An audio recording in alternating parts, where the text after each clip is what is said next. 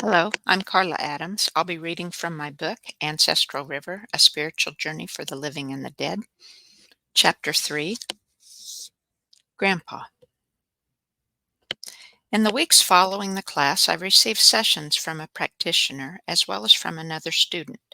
At class, I had learned that the universe responded to our thoughts and intentions, so I also tuned myself by using a hologram and holding the intention that I was lying on the massage table even though I was standing beside it working.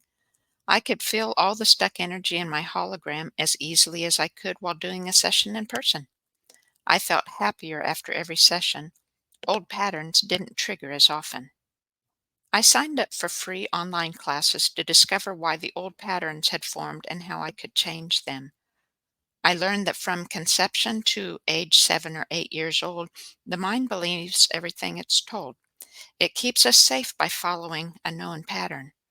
But if a parent gets angry, a child can feel fear or sadness and think that whatever happened was their fault, that something must be wrong with them, or that they weren't worthy or good enough.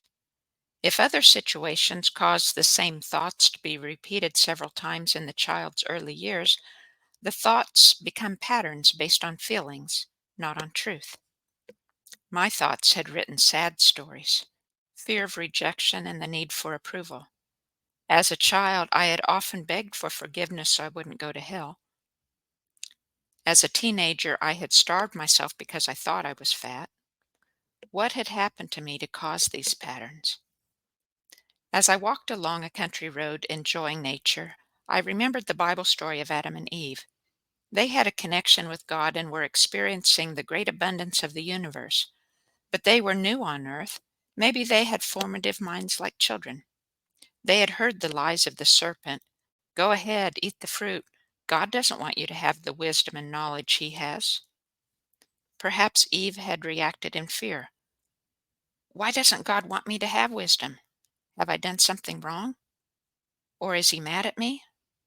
Do I need to protect myself? Maybe the lie had been repeated until Eve believed her thoughts. If God doesn't want me to have it, something must be wrong with me. Maybe I'm not worthy of having it. I must not be good enough. Moved to tears, I said to God, I don't know if Eve or whoever she represents was real, but if that person exists in the spirit world, I want her to know I understand. She believed the lies because her mind was designed to protect her. It wasn't her fault, just like my old stories aren't my fault. Turning to the sky, I spoke aloud. I don't know how this works, but Eve, if you can hear me, I understand. Seconds later, I felt someone at my side. Out of the corner of my eye, I saw a slight movement in the air. Looking around, I only saw nature, but my eyes could tell where the spirit being stood. It was much taller than me, but I felt safe and calm. Is it an angel? I felt a message. Eve. No, it was Minnie. They knew. I arrived home and strolled through my garden, but my thoughts were on the message and the angel. The biofields of living people need restoration. Spirit beings are surrounded by electromagnetic frequencies from cell phone towers or other sources as much as we are. Spirit beings would have biofields, wouldn't they? Wouldn't their energy need restoration too? God, I want to help restore the biofields of spirit beings in heaven who love you. Do I have their permission? I closed my eyes and listened with my heart. Maybe the angel would answer me again. An inner prompt said, Open your eyes. The garden looked the same. I felt the prompt again. Look with spiritual eyes. With a heart full of desire, I looked into the air around me without focusing on anything and tried to hear or feel for something. A tiny bit of light or movement caught my attention from the corner of my eye.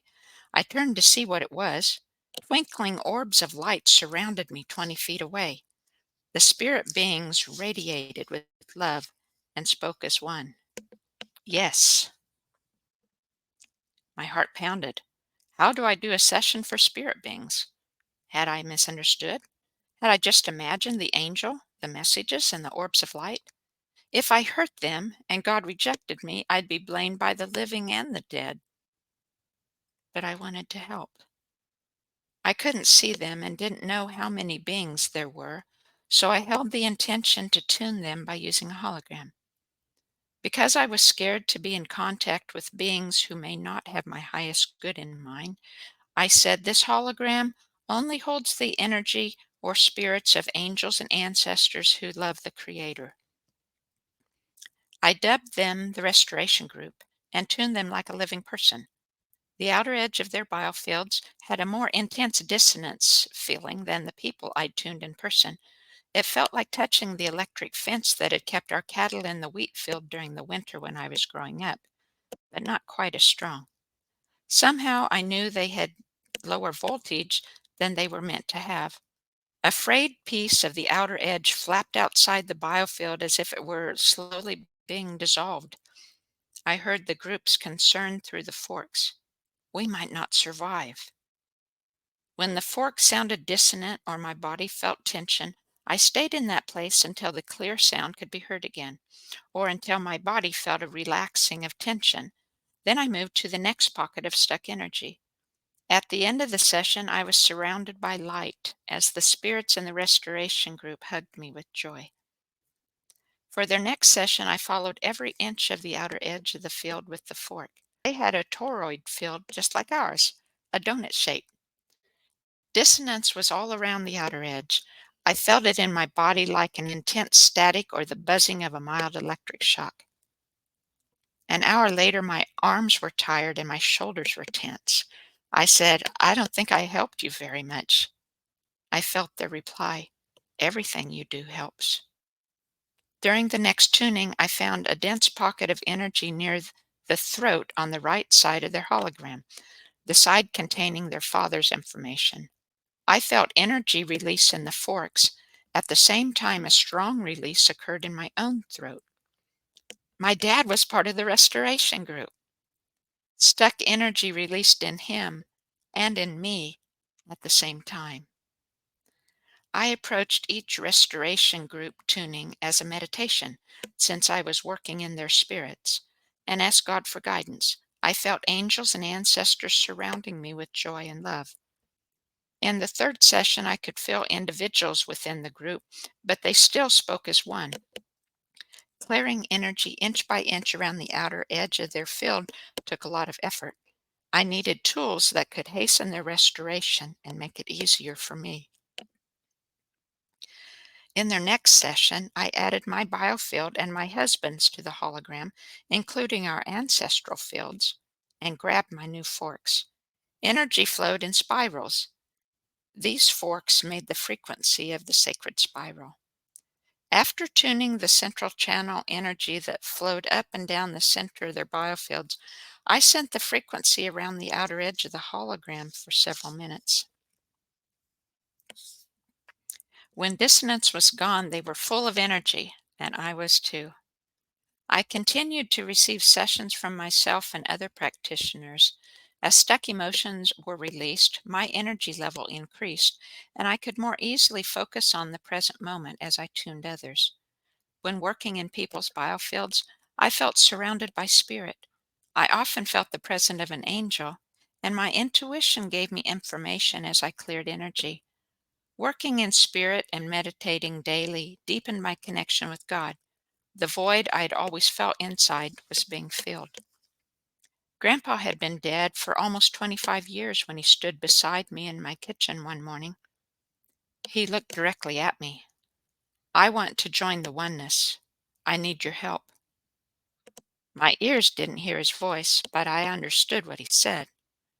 I only saw him in my mind, but my eyes followed his energy. He was in grayscale, without color.